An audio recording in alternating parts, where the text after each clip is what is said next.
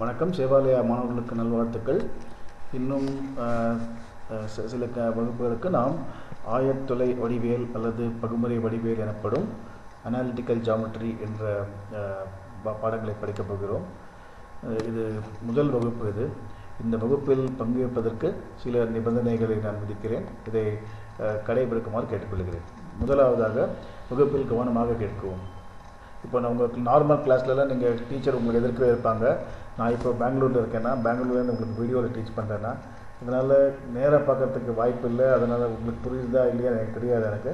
அதனால் கவனமாக கேட்டுட்டு ஏதாவது புரியலன்னா உடனே கேட்கலாம் நீங்கள். ஓகே, நேராக கேட்கலாம் நீங்கள். நான் இங்கேருந்து உங்களுக்கு பதில் சொல்லுவேன். நான் கேள்வி கேட்டாலும் எல்லாம் நல்லா கலந்து பங்கேற்கணும். எல்லாம் சும்மா பார்த்துட்டு இருக்கக்கூடாது. எல்லாருமே நல்லா பங்கேற்றுக்கணும்.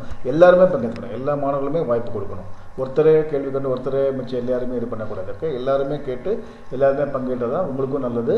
நல்ல இந்த கிளாஸ் எடுக்கிறதுக்கு உங்களுக்கும் கொஞ்சம் பயனுள்ளதாக இருக்கும். ஓகே, கடைசியில் நான் ஹோம்ஒர்க் கொடுப்பேன்னா அதுக்கு நீங்கள் அந்த டைமுக்குள்ளே நீங்கள் கம்ப்ளீட் பண்ணி சார்கிட்ட சப்மிட் பண்ணிவிடுங்க. இந்த ஹோம்ஒர்க் பண்ண தான் உங்களுக்கு வந்து இந்த கான்செப்ட்லாம் புரியும், இந்த சப்ஜெக்டும் புரியும். இந்த கணக்கு மட்டும் சைக்கிள் ஓடுற மாதிரி, சைக்கிள் நீங்கள் எவ்வளோ தியரி யார் சொல்லி கொடுத்தாலும் உங்களுக்கு முடியாது. சைக்கிள் நீங்கள் ஓட்ட தான் உங்களுக்கு வந்து சைக்கிள் நல்லா ஓட்ட தெரியும், உங்களுக்கு வரும் உங்களுக்கு. அதே மாதிரி கணக்கும் நீங்கள் போட தான் உங்களுக்கு கணக்கு நல்லா தெரியும்.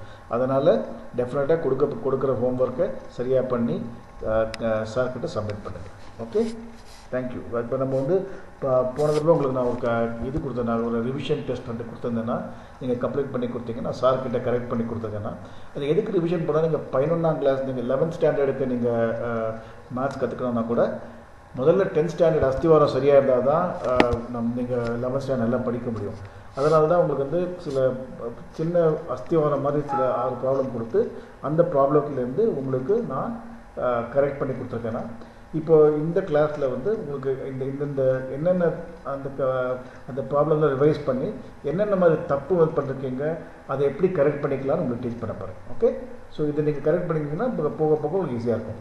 அடுத்த கிளாஸ்லேருந்து நான் கம்ப்ளீட்டாக 11th ஸ்டாண்டர்ட் சிலபஸ் தான் எடுக்க போகிறேன்னா இது மட்டும்தான் ரிவிஷன். அதனால் இப்போவே நீங்கள் 10th ஸ்டாண்டர்ட் போர்ஷன் நல்லா ரிவைஸ் பண்ணி வந்தால் தான் அடுத்த கிளாஸ் உங்களுக்கு யூஸ்ஃபுல்லாக இருக்கும். ஓகே, ஸோ இப்போ அந்த டெஸ்ட்டு போய் பார்க்கலாம். அந்த டெஸ்ட்டில் என்ன கேள்வி இருக்குது, ஒவ்வொரு கேள்வியும் நான் சால்வ் பண்ணுறேன்னா சால்வ் பண்ணிவிட்டு உங்களுக்கு என்ன மாதிரி கரெக்ஷன் பண்ணணும்னு உங்களுக்கு சொல்லிக் கொடுக்குறேன். ஓகே.